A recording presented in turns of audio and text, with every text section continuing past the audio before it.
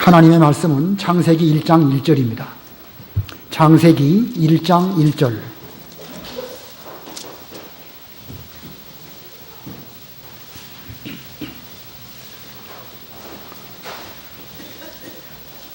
창세기 1장 1절. 우리 다 같이 합독하시겠습니다. 시작. 태초에 하나님께서 하늘과 땅을 창조하셨다. 아멘.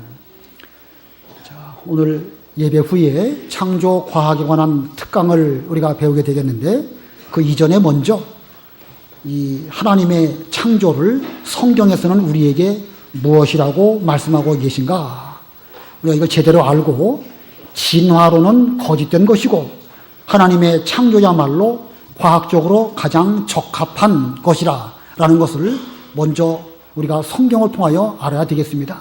그래서 오늘 핵심적인 내용은 진화론은 비과학적이고 창조가 가장 과학적인 것이다, 이것을 깨달으신다고 하면 오늘 예배는 참 올바른 예배가 될 수 있을 것입니다. 자, 먼저 이 창조는 성경에서 뭐라고 말씀하고 계신가? 특별히 창세기 1장, 2장에서는 우리의 창조를 뭐라고 말씀하고 있는가? 한번 화면 1번 띄워주세요.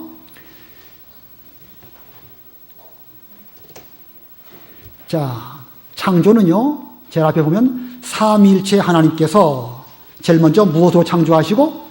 말씀으로 창조하시고, 잘 기억하셔야 돼요. 두 번째로는 무에서 창조하셨고, 세 번째는 엿새 동안 창조하셨고, 네 번째는 종류대로 창조하셨고, 다섯째는 완전한 창조다. 이것이 이 성경이 우리에게 가르치는 창조의 원리입니다. 이걸 잘 기억해야 돼요. 창조는 삼위일체 하나님께서, 성부, 성자, 성령께서 이 창조의 사역에 참여하셨는데, 그 중에 첫 번째는 말씀으로, 하나님의 능력의 말씀으로 천지만물을 창조하셨고, 두 번째는 아무것도 없는 가운데서, 다시 말하면 기존 물질이 있었는데 그 물질을 사용하셔서 뭘 만들어내신 것이 아니고 말 그대로 창조입니다. 전혀 없는 가운데서 무에서 창조하셨다. 이게 두 번째고, 세 번째는 무슨 장구한 세월 동안 하나님이 뭘 만드신 것이 아니고 딱 성경대로 엿새 동안에 하나님의 능력으로 전지전능하심으로 천지만물을 창조하셨다. 엿새 동안 창조하셨다. 네 번째는 종류대로 창조하신 것입니다.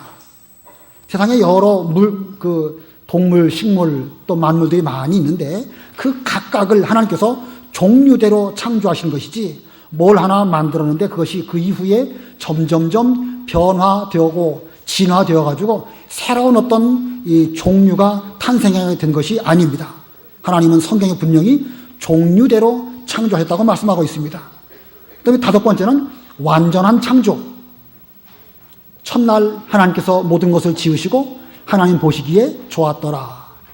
둘째 날, 셋째 날 계속해서 여섯 번째 날까지 가면서 하나님 보시기에 좋았더라, 좋았더라. 그리고 마지막 날에 가서는 하나님 보시기에 힘이 좋았더라.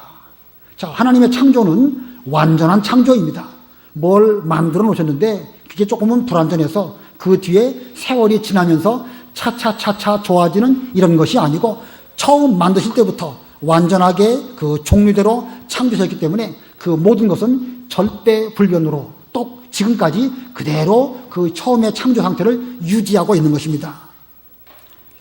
어제 인터넷 뉴스를 보니까 초파리인 것 같은데, 그 작은 5mm도 안 되는 초파리가 자기 몸보다 훨씬 더 강력하게 날아가죠. 바람이 불어도 이게 날아가는 거예요.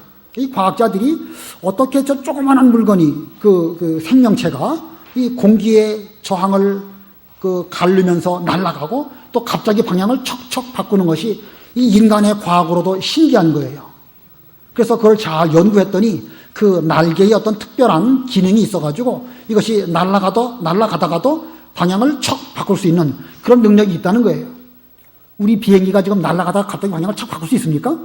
불가능하죠. 하나님께서는 처음에 만드실 때부터 비록 작은 미물이라 할지라도 그런 기능을 그들에게 주셔가지고 그들로 말미암아 생존할 수 있도록 그렇게 만드신 것입니다.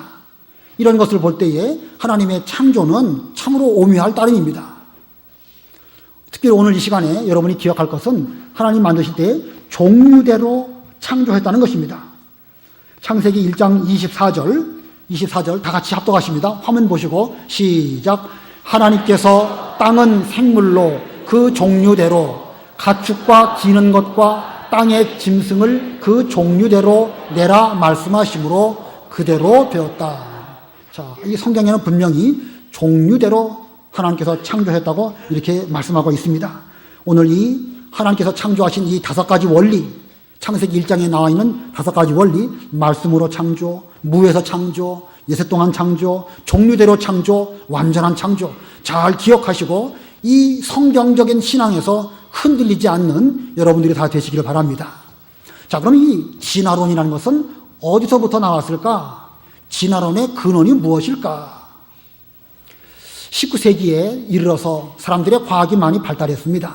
그래서 19세기 초에 라마르크라고 하는 어떤 그 과학자가 있었는데, 그 라마르크가 주장하기를 어떤 짐승이든지 사람이든지 무엇을 열심히 쓰면 그것은 점점 발달되어지고 뭘 잘 안 쓰면 그것은 퇴화된다. 이런 이론을 발표를 했습니다. 그 이론을 뭐라고 그러죠? 여기 나와 있죠? 용불용설, 쓰고 안 쓰고 하는 이론이라는 뜻이에요. 용불용. 그래서 길이는 모가지를 자꾸 썼기 때문에 나중에 이게 점점 길어져가지고 그렇게 길게 되었다. 본래 사람에게는 꼬리가 있었는데 꼬리가 점점 쓸 일이 없어져가지고 차차 퇴화되어서 나중에는 아예 없어지게 되었다. 이것이 용불용설의 이론입니다. 그 라마르크라는 사람이 19세기 초에 이런 이론을 주장을 했어요. 어떻게 보면 맞는 것 같으죠? 다 이런 일리가 있어 보이는 것입니다. 그런 가운데에서 이제 다윈이라는 사람이 그 남아메리카 쪽에 있죠? 갈라파고스 군도 이제 거기를 가가지고 여러 가지 생물들을 조사를 해보니까 여러 섬들이 여기저기 멀리 떨어져 있는데 그 이 섬과 저 섬에 살아가고 있는 그 짐승들 생명체를 보니까 같은 그 도마뱀이라 할지라도 이쪽에 있는 것하고 저쪽에 있는 것하고 상당히 다른 부분이 많이 있거든요. 그래서 그는 생각하기를 오랜 기간 동안 짐승들이 격리돼서 살아오다 보니까 각각의 환경에 맞게 이쪽 도마뱀은 이렇게 진화되어지고 저쪽 도마뱀은 저렇게 진화되어지고 이런 것으로 생각하면서 그는 진화론이라고 하는 이론을 발표했습니다. 그래서 이 진화론, 이것은 하나의 가설로 그러지 않았을까? 오랜 기간 동안 따로 떨어져서 살다 보니까 그것들이 각각 어떤 것은 이런 기능을 많이 사용하니까 그쪽이 발달하고 또 다른 짐승들은 또 다른 쪽을 사용하지 않으니까 점점 퇴화되어져서 오랜 세월이 지난 뒤에 보니까 이쪽 섬에 있는 짐승과 저쪽 섬에 있는 짐승이 각각 달리 진화가 되었지 않았을까라고 하는 가설 가운데에서 진화론이라고 하는 이론을 만들어내었습니다. 상당히 일리가 있어 보이는 그런 이론입니다.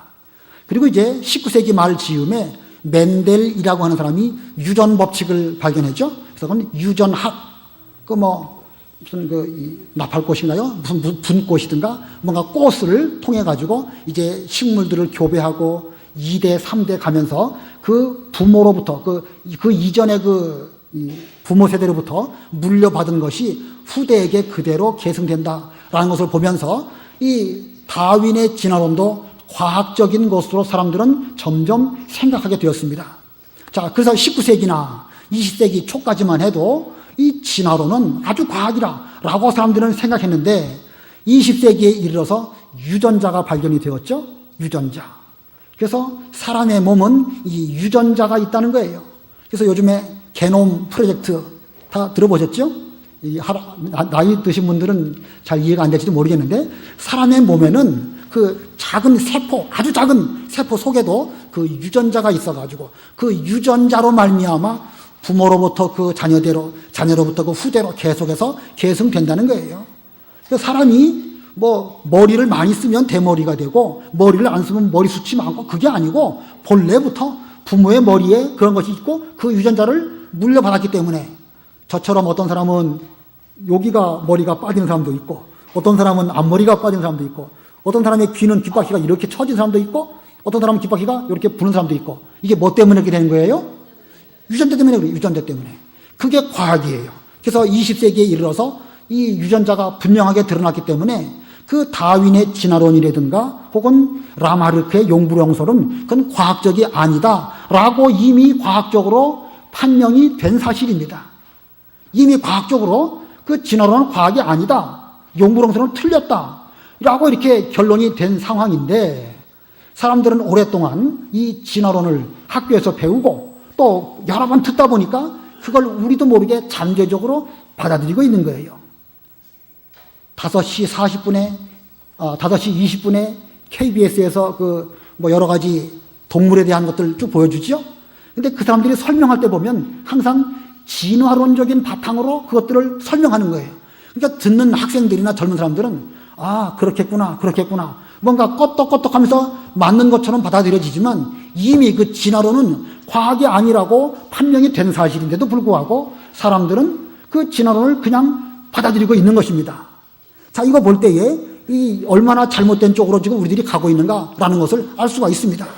자, 그래서 이 시간에 우리가 반드시 기억할 것은 진화론은 비과학적이다 라는 것을 기억해야 되는 것입니다.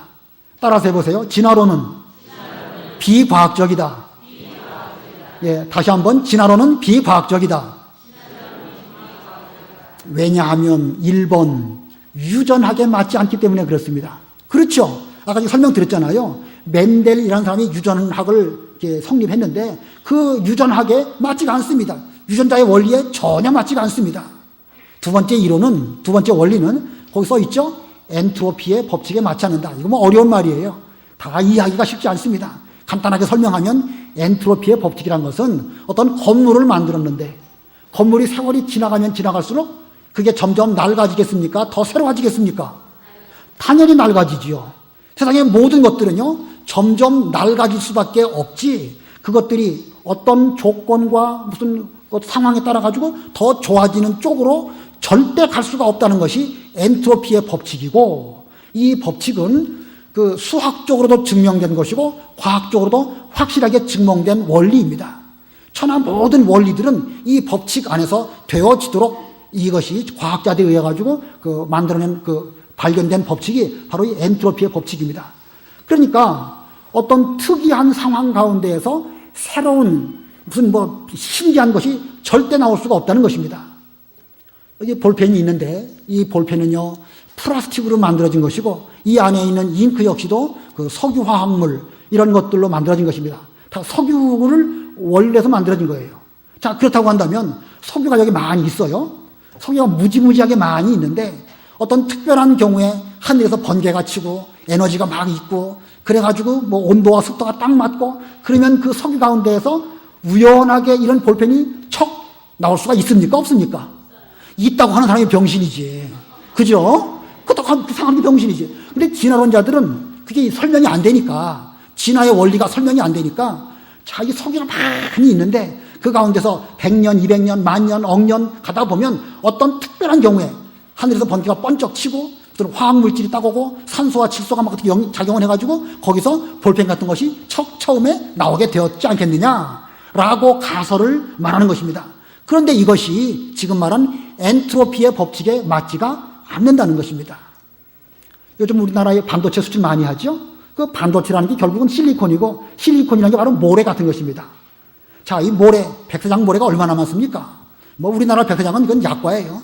미국 동부나 서부에 가면 어마어마하게 긴 모래사장이 아주 끝도 없이 있습니다. 그러면 그 막 큰 모래사장 가운데에서 한 몇억 년 지나가면 그 가운데에서 요즘에 말하는 트랜지스타나 무슨 반도체 그런 게 우연히 어떤 사건으로 말미암아 벼락이 치고 지진이 나고 그래가지고 척 하나가 나올 수 있을까요? 없을까요? 그건 역시도 있다고 생각하는 게 정말 병신이에요. 근데 이 진화론자들은 그럴 수 있다라고 말하는 거예요. 그래가지고 처음에 그 가운데서 어떤 생명체가 나왔을 것으로 가정하는 것입니다. 아까 그 초파리 같은 거라든가 아메바 같은 거, 우리가 보기에는 그것이 아무것도 아닌 것처럼 보이지만요, 그 하나하나의 생명체들을 보면 얼마나 신기한 기능들을 갖고 있는지 몰라요. 아까 그 초파리도 그렇고, 여러분 그 원생 동물 가운데 집신벌레라는 말 들어보셨죠? 집신벌레가 이렇게 운동을 하는데 그게 그 세포 하나가 얼마나 빨리 운동을 하는지 그 안에 그 운동으로 인해 가지고 그게 가기도 하고 오기도 하고, 가기도 오기도 할 때는 에너지를 쓰기도 하고, 에너지를 쓰면 그 안에서 그 에너지 찌꺼기가 나오고, 찌꺼기가 나온 것을 다 배출하기도 하고 에너지를 또 흡수하기도 하고, 이런 일들이 작은 세포 덩어리 하나에서 오묘하게 이루어지는 거예요. 그 오묘하게 이루어지는 그런 것들은 이 볼펜 하나보다 훨씬 그 다양한 기능들을 가지고 있고, 컴퓨터 덩어리, 그 반도체 덩어리인 컴퓨터보다도 훨씬 더 그 다양한 기능들을 다 갖고 있는 것입니다. 이걸 볼 때에 그런 것들은 무슨 우연히 몇만 년, 몇억 년 지나서 나와진 것이 아니고 하나님께서 처음부터 종류대로 창조하셨기 때문에 그와 같은 일들이 가능하게 된 것입니다. 자, 이렇게 하나님께서는 이와 같은 일들로 말미암아 천지 만물을 창조하셨는데, 우리 인간의 지식으로는요, 창조의 근본이신 하나님을 알 수가 없습니다. 인간이 아무리 노력을 해도, 오전 예배 시간에 배웠지만 죄인된 우리 인간은 하나님을 알 수도 없고 섬길 수도 없고 그저 겨우 무화과나무 이파리로 자기 부끄러운 것을 가리고 하나님 앞에 나올 수 없어서 무화과나무 잎에 나무가지 사이에 숨을 수밖에 없는 그런 존재입니다. 그래서 인간의 지식으로는 하나님을 알 수도 없고 더군다나 창조의 근본을 알 수도 없습니다. 자, 그림 한번 띄워봐 주세요. 그 다음, 자, 뭐가 있죠? 수도꼭지가 있고 큰 대야가 하나 있고 그 밑에 뭐가 있죠? 예, 벼룩이 한 마리가 있습니다. 이 벼룩이 똑똑한 벼룩이라고 생각을 해봅시다. 사람이 수도꼭지를 탁 열어가지고 물이 이제 그 대야에 가득 차는 그런 현상이 나타나게 되었습니다. 벼룩은 그걸 보면서 똑똑한 벼룩일 때 뭐라고 생각할까? 아, 이게 참 신기하다. 그 수도 그 꼭지를 틀으니까 물이 나오는구나. 사람이 됐다는 건 모르고 꼭지를 틀으니까 물이 나오는구나 라는 것을 발견하게 됩니다. 예를 들어 설명을 드리는 거예요. 똑똑한 벼룩이죠. 자, 그러면 꼭지를 틀었다고 물이 나올까? 또 그건 또 이해가 잘 안 되죠. 벼룩이 공부를 열심히 해가지고 또 어디까지 이르냐면 물이라는 것은 원래 위에 있는 것이 밑으로 흐르게 되어져 있구나 라는 그런 이론을 또 깨닫게 됩니다. 아, 원리가 그렇구나. 그래서 위에 있는 것이 아래로 내려오는데 꼭지를 틀으니까 그 위에 있는 것이 아래로 내려왔구나 라고 깨닫습니다. 상당히 똑똑해졌죠? 자, 그러면 그 물이 어떻게 위로 올라갔을까?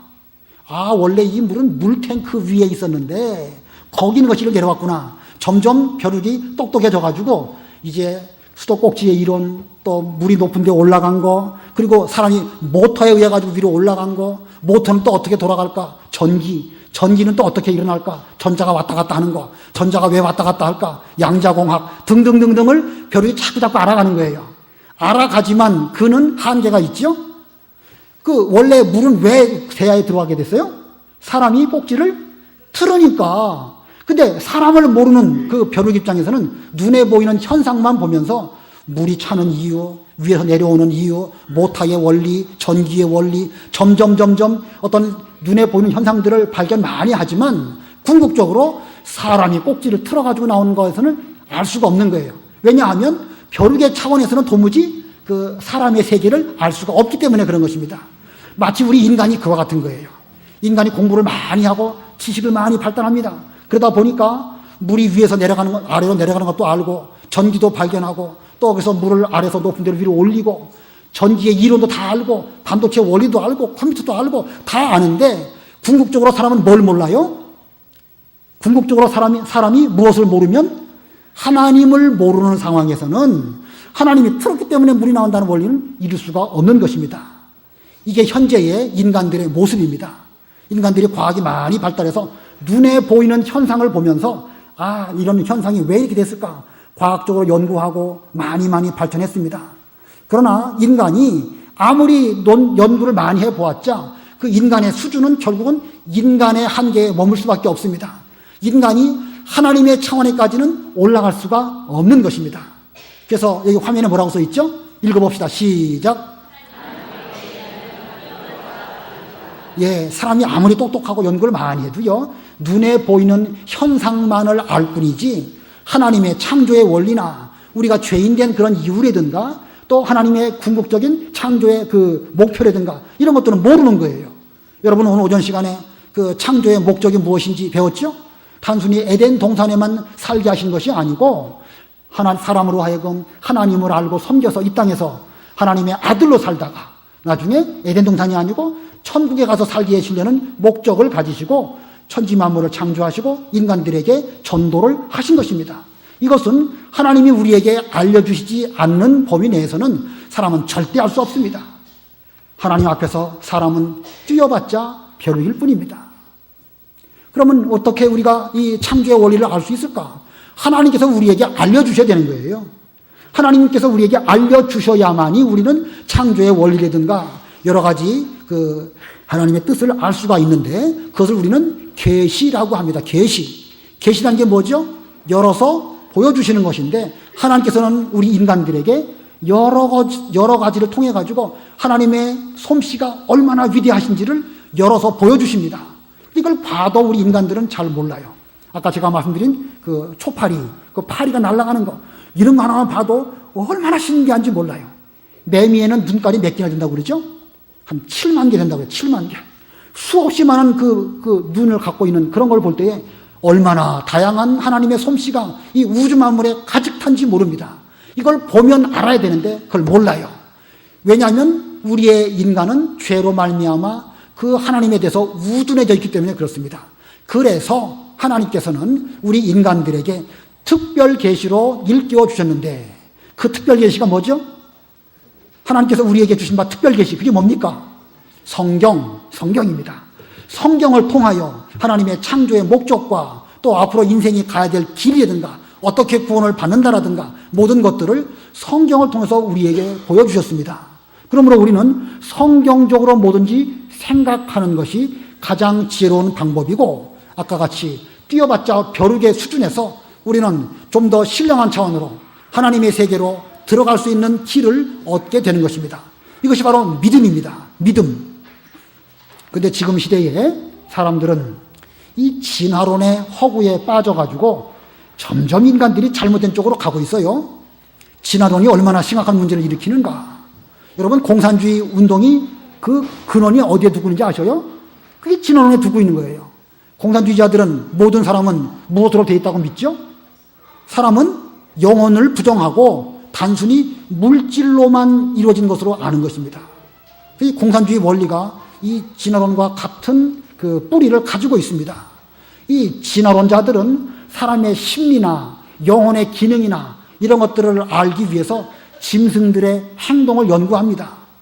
그래서 원숭이에게 막대기를 주고 어떤 방법으로 바나나를 따는가 잘 연구해보고 사람도 그렇겠구나 이렇게 하는 거예요.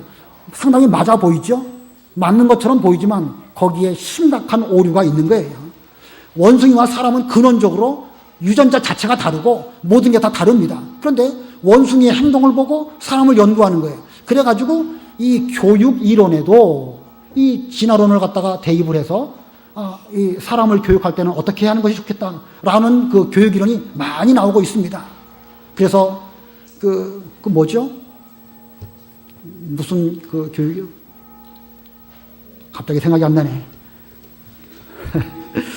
그 미국의 같은 경우에 실용주의라든가 이런 것들도 그런 것들도 다 이 잘못된 진화론의 바탕을 둔 교육 이론에서부터 나온 것입니다. 요즘 시대에 여러 곳에 잘못된 진화론이 상당히 널리 퍼져 있는 것을 알고 우리는 거기에 빠지지 않고 진화론은 비과학적이다라는 것을 아시고 창조야말로 가장 과학적으로 증명된 하나님의 방법인 것을 알고 흔들리지 않는 여러분들이 다 되시기를 바랍니다. 기도하겠습니다.